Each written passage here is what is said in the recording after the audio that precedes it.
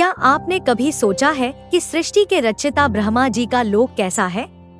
क्या वहाँ भी समय बहता है? क्या ब्रह्मलोक में भी जन्म, मृत्यु और कर्म होते हैं? आज हम जानेंगे ब्रह्मलोक के रहस्यों को, वह स्थान जहाँ केवल अत्यंत पुण्य आत्माएं ही पहुँचती हैं। एक ऐसा देवस्थान जिसे समझना भी हमारे लिए किसी चमत्कार से कम नहीं। नमस्ते, मैं दिव्य लोक कथा से बोल रही हूँ। आज हम जानेंगे एक अद्भुत और रहस्यमयी सत्य। ये कथा सिर्फ कहानी नहीं बल्कि आस्था, शक्ति और ज्ञान का प्रतीक है। अंत तक जुड़े रहिए, क्योंकि ऐसा रहस्य आपने पहले कभी नहीं सुना होगा। अगर आप भी सनातन धर्म की गहराई में डूबना चाहते हैं तो हमारे चैनल दिव्य लोक कथा को अभी सब्सक्राइब कीजिए। हर दिन एक नई कथा, ब्रह्मलोक, एक नया रहस्य, जिसे सत्य लोक भी कहा जाता है, हिंदू धर्मशास्त्रों के अनुसार चतुर्लोकों में सबसे ऊंचा लोक माना गया है। यह वह स्थान है जहां स्वयं ब्रह्मा जी निवास करते हैं, वे जिन्होंने इस संसार की रचना की।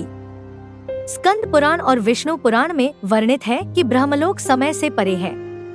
यह लोक स्वर्गलोक, इंद्रलोक और पितृलोक से भी ऊपर है। यहाँ न तो दुहक है, न कोई रोग, न बुढ़ापा। यहाँ केवल आनंद और ज्ञान की धारा बहती है।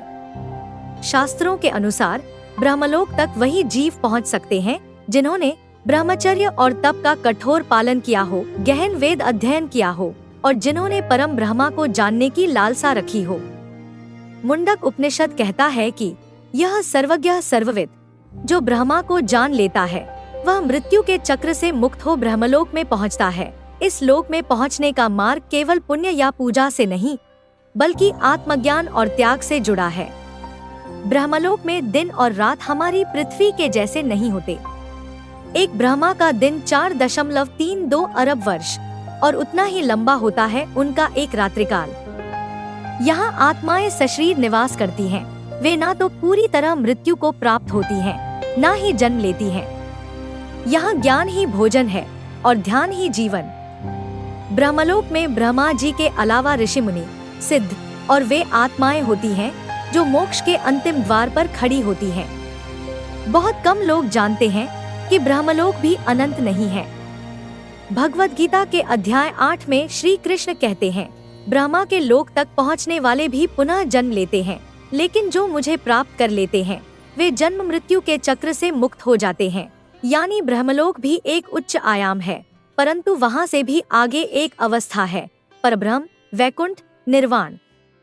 पुराणों में उल्लेख है कि महर्षि वेदव्यास ब्रह्मलोक की यात्रा कर चुके थे।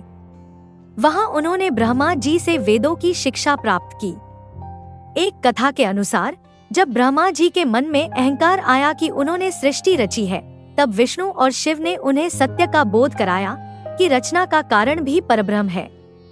ब्रह्मलोक की ऊर्जा इतनी दिव्य है कि वहाँ पहुँचना एक सामान्य आत्मा के लिए कल्पनातीत है। ब्रह्मलोक कोई कल्पना नहीं, बल्कि एक चेतन अवस्था है जहाँ पहुंचकर आत्मा ब्रह्मांड की रहस्यमय गहराइयों को समझती है। परंतु हमें यह समझना होगा कि कोई भी लोक अंतिम नहीं, अंतिम लक्ष्य है मोक्ष। ब्रह्मलोक हमें उस अंतिम यात्रा की झलक देता है। आइए हम भी अपने जीवन को तप, साधना और सत्य की ओर मोड़े ताकि हम भी एक दिन उस दिव्य लोक की अनुभूति कर सकें। तत्सत।